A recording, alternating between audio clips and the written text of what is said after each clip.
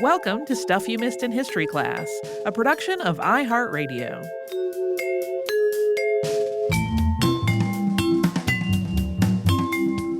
Hello and welcome to the podcast. I'm Holly Fry. And I'm Tracy V. Wilson.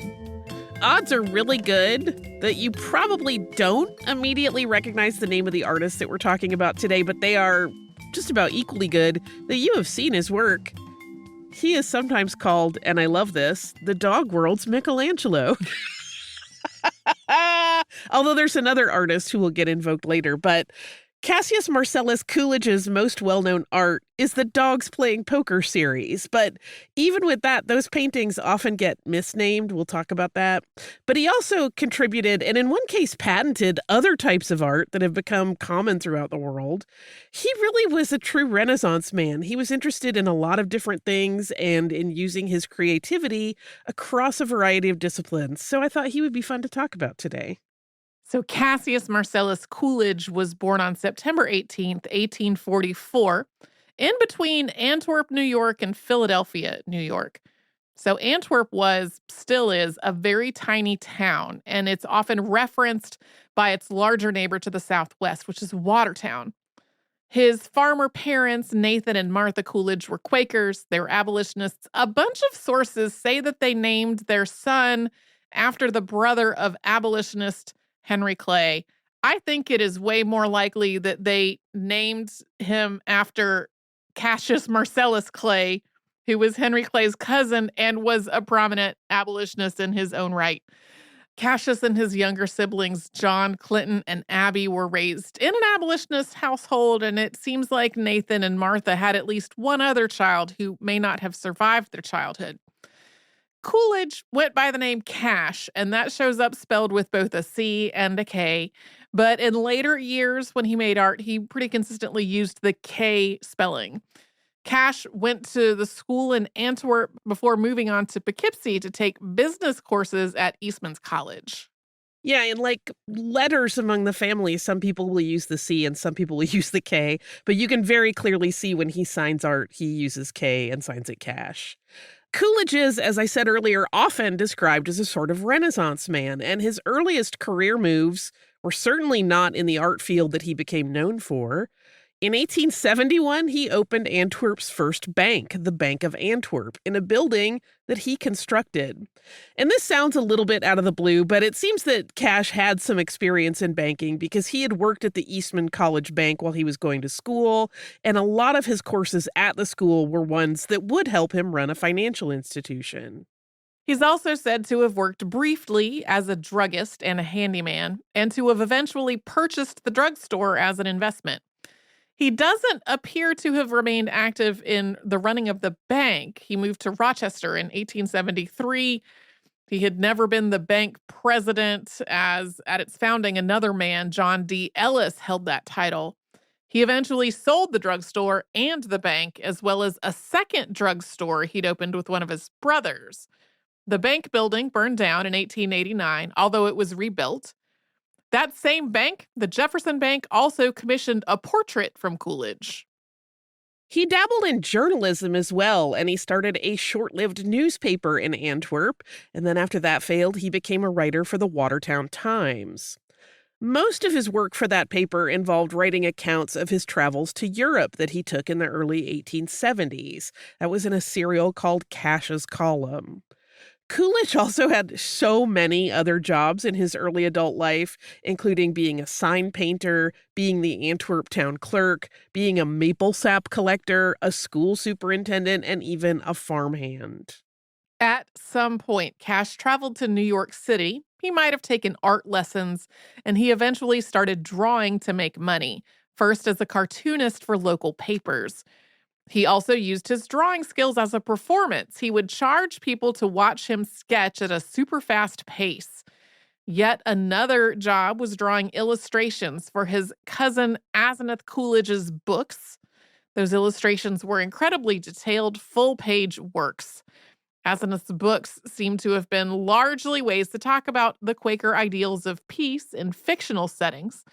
A 1908 review of one of these books in the periodical The Advocate of Peace reads, quote, The principles of peace are being taught not only by tracts, lectures, and treatises on international law, they come into all kinds of writing and frequently appear in the present day story and novel. The Prophet of Peace, a story with an old-fashioned farmhouse setting illustrated generously by quaint and clever pictures of country life, teaches peace in some of the conversations held by its characters. While not a contribution of technical value to the literature of the peace movement, it has its use in calling the attention of the reader to the wisdom of peace and the mistakes of war. Similarly, Asenath's preface to another book that he wrote about an Independence Day disaster talks a lot about how the idea of national pride is often used to get men to agree to go make war. So clearly, these projects that were being done within the family were all still very much in the ideals of Quakerism, even if Cash's life didn't seem to really talk about it, and certainly his artwork didn't. In 1874, Coolidge submitted a patent application for what he called improvement in the process of taking photographic pictures. So if you just read that, it sounds like it might involve a camera mechanism or some other technical development, but you're way off base. Coolidge's idea was a little bit different. Here is part of how the inventor described his new invention. Quote, "In the accompanying drawing, A represents the head and B the body of the person whose picture is to be taken. 0 represents a sketch or drawing of a miniature body of any desired form or shape, and with or without any additions. This sketch or drawing is held up in front of the person in proper position so that when the picture is taken, the head, A, will appear as forming part of or belonging to the miniature body, the large head and small body being taken at one time." So, if you've ever stood behind a life-size drawing of a character that had an opening to put your face through to take a funny picture, that is thanks to Cash Coolidge. He notes in his patent application that other people had already used this cutout method to create frames for people. His patent was on the creation of the funny drawings that created caricatures. Coolidge is credited with creating some of the classic setups of this photo op that are still often used at carnivals today, like the strong man and a woman in a bathing suit.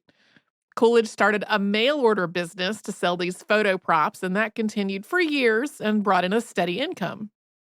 Yeah, that really kind of funded his ability to do a lot of creative things during his life because he always had that money coming in. That same year, and for several years after, Coolidge's name appeared in a lot of newspaper announcements for things like lectures he was giving about drawing. And these had titles like Offhand Sketching, suggesting that he was talking to people about a loose, casual style of drawing that he was very good at. These were also described as inimitable crayon sketches in one of the write-ups, where he was part of a full day of activities at the Free Academy of Rochester, New York. And he gave lessons in both art, as these suggest, and also penmanship as a way to make money. Coming up, we'll talk about Coolidge's comics and a somewhat surprising project, but first we will pause for a sponsor break.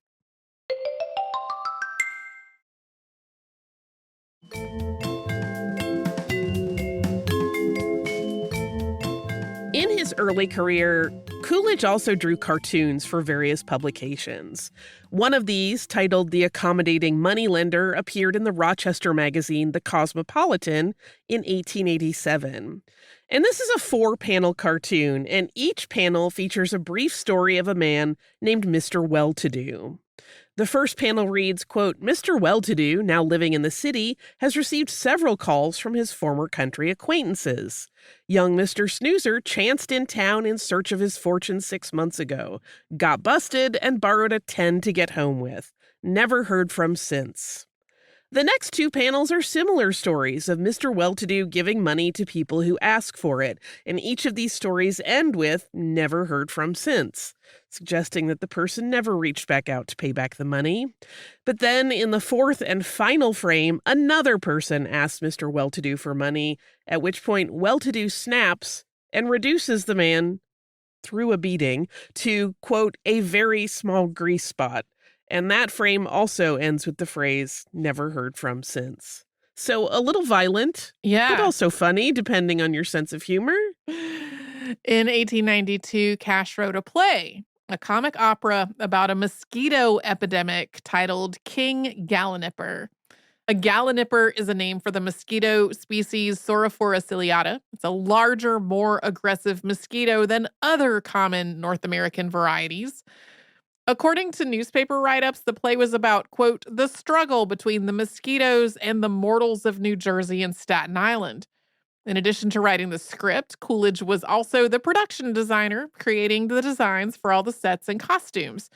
A write-up in the Evening World, written by a reporter who attended a rehearsal, noted, quote, there will be fetching costumes and seductive dances by swarms of King Gallinipper's subjects. I really wish I could travel back in time and see this play. Because though it sounds like it was something of a lark, it got a lot of newspaper attention, including a write-up in the New York Times under the headline, Adventures of Tourists in His Realm Presented by Amateurs. The paper's preview review read, quote, a dress rehearsal of King Gallinipper was held last night in the theater of the Manhattan Athletic Club.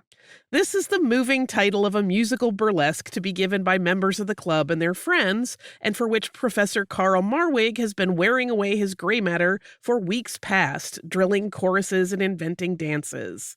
The piece was written by Cassius M. Coolidge. It is proclaimed on the bill to be purely American, and the music is bright and pleasing.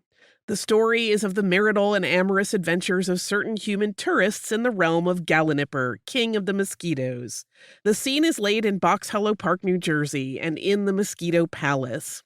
The first performance will be given in the Club Theater tonight, and the piece will be repeated tomorrow and Saturday evenings and at 2 o'clock on Saturday afternoon. Much time, money, and labor have been expended by everybody connected with the entertainment, and the advance sale of seats is already large. Over 60 persons take part in the play, among them being only a few professional people to steady the stage. Especially good is the skirt dancing of Miss Adelot, and there is a brisk song by Miss Lillian Poole, which the chorus helps to make effective. A serpentine dance by Miss Lambert will win much applause. The Honorable Walton Storm, widely suspected of having been an honest and lonely alderman, is one of the hardworking comedians. The opera is produced under the direction of William A. Cortland. 60 people is a lot for a play that is a lark. It is. It's a lot in general, I think. Yeah. Unless you have like a musical with a huge company. King Gallinipper was not the only play Coolidge wrote. There were two others, A Western Heiress and Le Moustique. Those two plays were only published, though they were not staged. Yeah, I did not manage to get my hands on those to find out what they were about, but I'm curious. given the plot of King Gallinipper, they sound like they were probably also hilarious. Later in 1892, Coolidge was commissioned to create a portrait of George A. Banker, a competitive track cyclist from Pittsburgh. The portrait, which was 2/3 life-size, featured Banker on his bike speeding past a grandstand, and it was a recreation of a photograph. A write-up in the Pittsburgh Dispatch noted that Coolidge was also, quote, an enthusiastic cyclist, which might be why he was the artist selected for this commission. Just a month after that portrait was unveiled, the New York Evening World mentioned a cycling race that was to take place between Coolidge and a man named Percy Kent, describing the men as, quote, two rival scorchers of eminence who have long been a terror to the tour committee. So Coolidge appears to have been more than just an avid cyclist. He was competitive and apparently quite good. He won that 17-mile race, completing it in an hour and 11 minutes and beating his rival Kent by a full 5 minutes. Another write-up that autumn, also in the Evening World, noted of Cash's art that his, quote, wheeling sketches and paintings are so much admired by both critics and amateurs. So one other completely random thing he was deeply involved in. The early 1890s were clearly a very creatively productive time for Coolidge.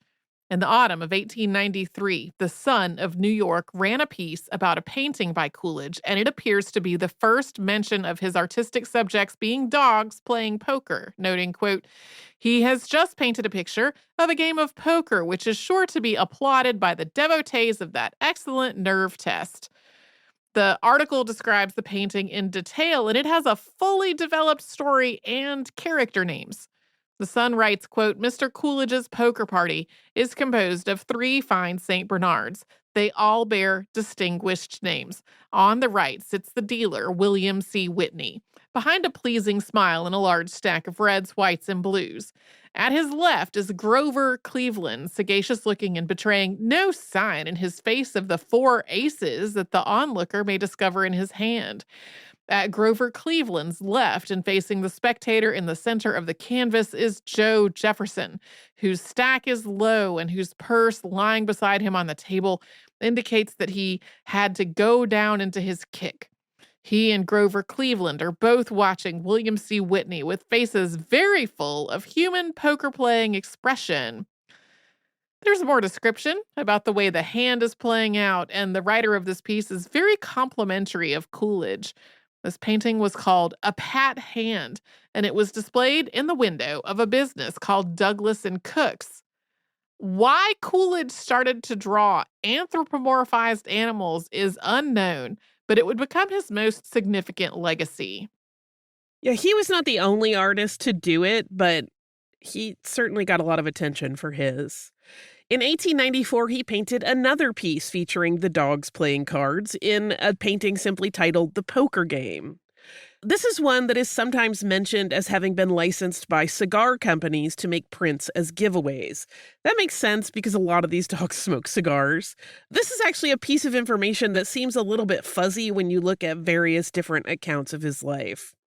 Some say that he started out by painting dogs in poker games specifically for cigar boxes, but that 1893 example of a pat hand seemed as though it was a full-size painting that was just intended for display. The truth remains a little bit fuzzy here, as there isn't any clear record indicating that it could have been a work-for-hire project for a tobacco company. One would think that if it were, though, there would have been some mention of that in that long write-up about it. He was painting dogs playing cards and smoking cigars, cigarettes, and pipes well before he was commissioned to make the series that became famous for those components. And we're going to talk about that series in just a moment. Though today his name isn't widely known, it does seem like in his late 40s and early 50s, Cassius Coolidge enjoyed a significant degree of notoriety in New York. He appears in so many articles in newspapers all around the city and is even called King Cassius in one of them because he was so well known across so many fields, and it seems he was quite well liked. Some write-ups of A Pat Hand mentioned that Coolidge was busy with a lot of new projects, including a novel which he had already written 500 pages of, but which did not yet have a name. He was also working on an illustrated book of biographies of nationally important people. To the best of my knowledge, neither of those projects was ever published. But the attention that A Pat Hand got in newspapers, as well as the popularity of giveaway prints of the poker game, boosted Coolidge's profile enough that he was asked to make more work in that same style. In 1903, Brown and Bigelow Printing Company in St. Paul, Minnesota, contracted Coolidge to make calendar illustrations. Incidentally, that company still exists, and you can still buy Coolidge prints from them. This is the beginning of his most famous works. While many people refer to many of the 16 paintings Coolidge created for this job with the title Dogs Playing Poker, each work actually had a separate and distinct title, and Dogs Playing Poker is considered the colloquial name of the series because 9 of them feature dogs at a poker table. The most famous one, which gets labeled incorrectly all the time as Dogs Playing Poker, is actually called A Friend in Need. A Friend in Need features 7 dogs around a poker table. In the foreground, a bulldog is passing the ace of clubs to a friend with one of his back paws under the table. The passed off ace will give that friend 4 aces. The other 5 dogs appear to be oblivious to this, save that one of them appears to be a cattle dog or maybe a Great Dane, and he's looking on from the back of the painting with an air of suspicion. Even the recipient of the helpful ace seems not to realize what is happening just yet, and that's really part of the appeal of these works. They feel like they capture a specific and often tense moment, and also they are dogs.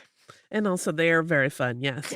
Who doesn't love a pooch playing cards? But two of the paintings in this series, called A Bold Bluff and Waterloo, are actually companion pieces that show that tense moment and then the aftermath of it. And we're going to talk about those two paintings and more after we hear from the sponsors that keep Stuff You Missed in History Class going.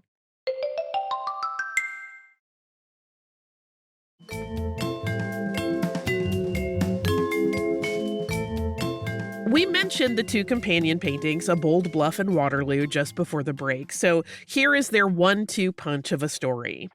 In A Bold Bluff, a St. Bernard is shown making a bet on his hand, but all he has is a pair of twos.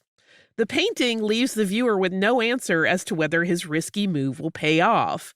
But then Waterloo gives the answer, as the same tableau is shown in the moment after all cards are laid on the table. The St. Bernard that bluffed is raking in his winnings, and the best part of this painting, in my opinion, is the bulldog across from him whose mouth hangs open in disbelief. It is the best picture of shock I've ever seen. Another of the poker series, His Station and Four Aces, depicts the end of a poker game as a train has pulled into the station, and the conductor is urging the players to leave the car. A bulldog on the left side of the painting has a distraught expression because he would have won the game if it had been allowed to finish. His hand is showing four aces. There are a number of instances where a hand of four aces shows up in these paintings. But not all of the paintings feature a poker game. Sitting Up with a Sick Friend shows a thwarted poker game. The painting depicts a scene of 5 men dogs who, it seems, wanted to have a poker game, but they have been interrupted by 2 women dogs who have uncovered the apparent ruse of camaraderie for an ill acquaintance. Those 2 lady dogs, who are wearing wide-brimmed hats with plumes, so you know they're women, have their mouths open in a way that suggests that they are barking chastisements. One of them also has a parasol raised in the air, and it looks like she's about to maybe clonk one of the male dogs on the head with it. Some of Coolidge's paintings in the series don't even feature a hint of poker, although they're still categorized under the dogs playing poker umbrella. New Year's Eve in Dogville shows a lush scene of dogs in what appears to be a ballroom. Several dogs are coupled up and dancing, and a lot of them are panting from the exertion. While most of the poker paintings contain no lady dogs, this one has a lot of them. They're wearing fancy hats and carrying purses as they dance with their partners. In the background, there are also tables filled with dogs that are celebrating away from the dance floor. Another painting titled 1 to Tie, 2 to Win shows a dog baseball game from a perspective that makes the viewer feel as though they are in the stands watching the tense scene play out. Another, called Riding the Goat, shows a blindfolded dog on the back of a goat being led on a sort of parade before what look like a king and queen who are also dogs in the background. It sort of suggests a court jester situation. And this one has also been associated with Masonic symbology, and Coolidge was a Mason, so it seems he may have worked in some visual humor for other Masons while still keeping the scene general enough that non-Masons could still get their own humor from it. Other non-poker paintings in the series include 10 Miles to a Garage, which shows a dog family whose car has broken down on the way to a picnic. Breach of Promised Suit shows a court case over a broken marriage engagement. A Bachelor's Dog shows a dog in an easy chair smoking a cigar and reading a paper with a glass of what looks like beer. And The Reunion features several collies around a table, all smoking pipes and drinking. All of these paintings were used, as we said, for calendars, so they were designed to be intentionally appealing to a wide range of people, specifically the middle class, which likely saw similar scenes play out in their own human lives. And these paintings did appeal to people, so much so that the images were reprinted on a lot of other products beyond just the calendars. But Coolidge's contract did not give him any additional payment for additional usage of that imagery. If it had, he would have likely been set for life because they were very popular. In 1909, Coolidge got married to one of his art students, who he had also hired as a letterer for his mail order character cutouts business. That was Gertrude Kimmel. This was kind of a May-December romance of sorts. Coolidge had never been married. He was 64 at the time, and Gertrude was less than half his age at 29. So while she was one of his art students, she was fully an adult. Yes, 100%. On June 27th, 1910, Cash and Gertrude had a daughter named Gertrude Marcella, and she went by her middle name, Marcella. The year that Marcella was born had other significant changes for the new family. They moved to Bay Ridge, Brooklyn, and the family's finances got a lot leaner in the 19 teens because the mail-order comic caricatures business had slowed considerably, so Coolidge was earning very little money. He also wasn't really painting anymore, likely because sometime around this period, he is said to have suffered an injury when he fell from the window of an abandoned house. He was apparently trying to chase some kids that were playing in it out of it, and that's when he fell. So confined to not doing a lot of full body movement, he tried his hand at writing full time again, but it did not take off and it didn't generate much money at all. Gertrude was motivated to find a career where she could make enough money to support the family, and she took courses to become a librarian. She was able to parlay that education into a position as a law clerk in Manhattan, and her income was the main source of the money that they lived off of. Cash became something of a house husband. He managed the family's home while Gertrude commuted to work every day. Eventually, in 1928, the Coolidges downsized to a smaller home in the Grasmere neighborhood of Staten Island. At that point, their daughter Marcella was still just a teenager. In 1934, Cassius Coolidge died at the age of 89. He was buried in his hometown of Antwerp, New York, at the Hillside Cemetery. His wife Gertrude was buried by his side, but not until her death 43 years later in 1977. According to a 2002 interview with Gwen Atchison, the town historian of Philadelphia, New York, in 1991, Marcella Coolidge donated a print of one of her father's paintings and left. That print became part of the town's Coolidge exhibit, and for quite some time, the Antwerp Library has had a small exhibit in the back of the building to honor the hometown artist. This includes a self-portrait of Coolidge, but the work is damaged. It's not in pristine condition at this point.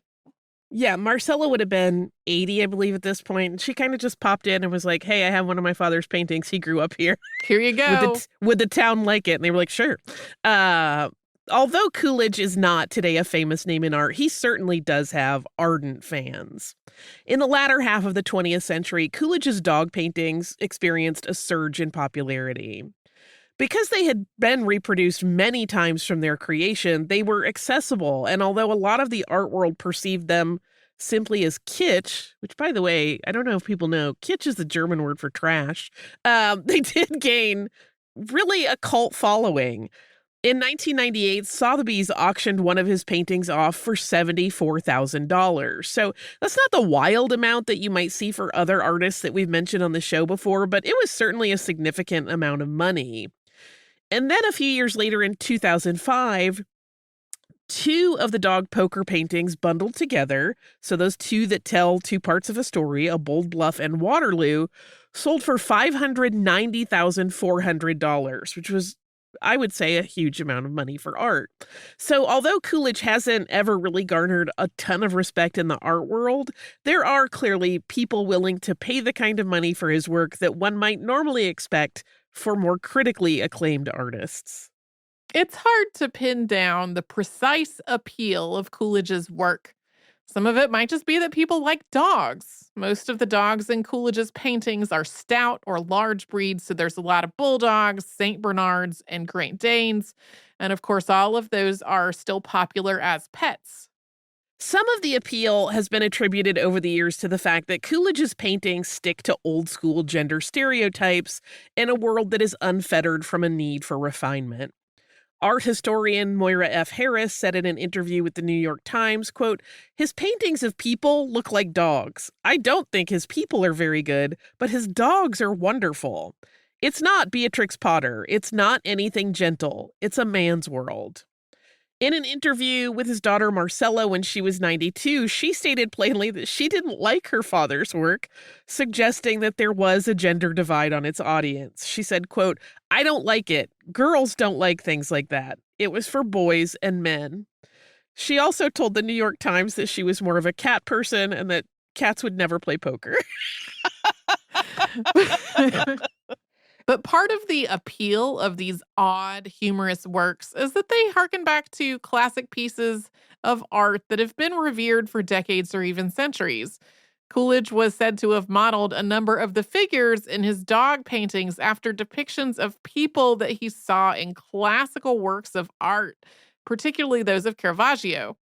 His painting, The Card Sharps, does show some similarities to some of the poses and lighting of the dogs in Coolidge's work. So, if you love the Dogs Playing Poker series, you could be responding to the familiarity of a work of art that you have seen in a more serious art context, while your brain just kind of enjoys the levity and absurdity of dogs cheating at card games. And I wanted to end with this great quote by writer Dan Barry of the New York Times about Coolidge, who wrote, quote, "Through his art, he created a fairer world in which opposable thumbs were not required to hold a beer bottle, button a shirt, or lift that glorious ace off a card table's felt." I love Dogs Playing Poker, so I don't clearly subscribe to his daughter's theory that women don't like them. But that is Cassius Coolidge, Mhm.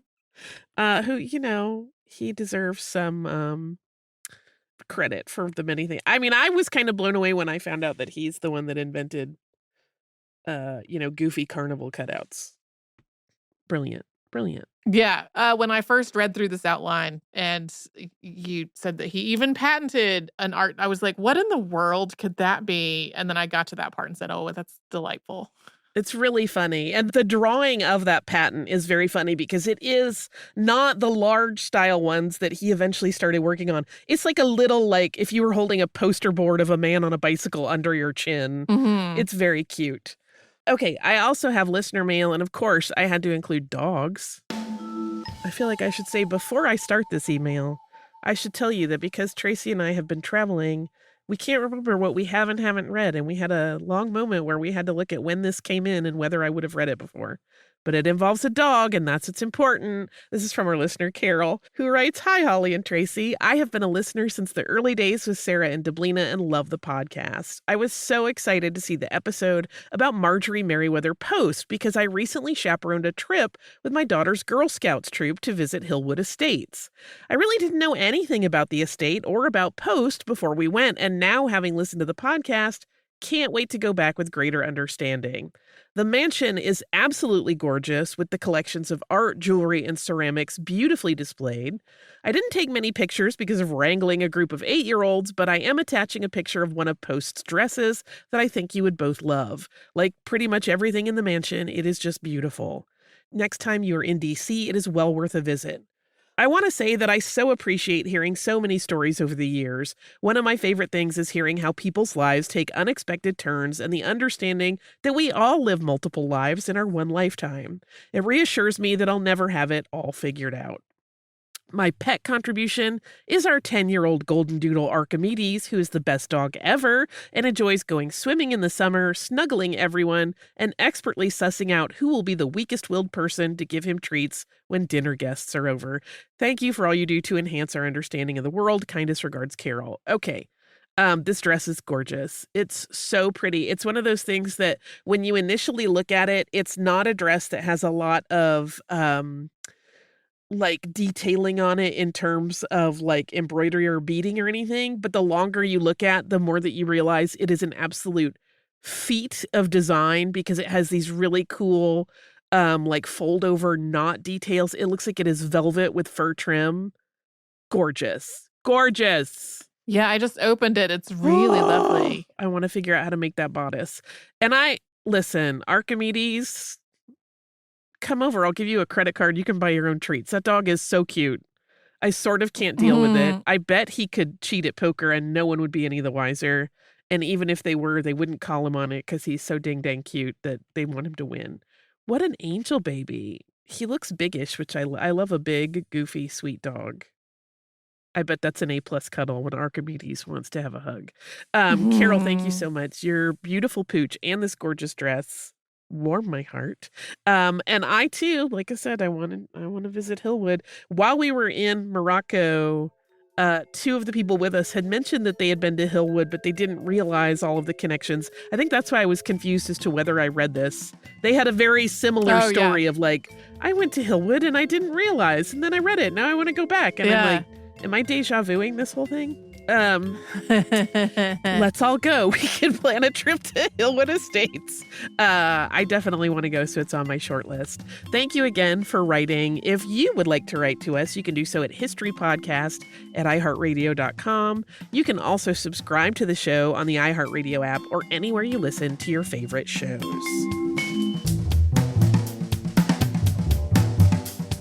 Stuff You Missed in History Class is a production of iHeartRadio. For more podcasts from iHeartRadio, visit the iHeartRadio app, Apple Podcasts, or wherever you listen to your favorite shows.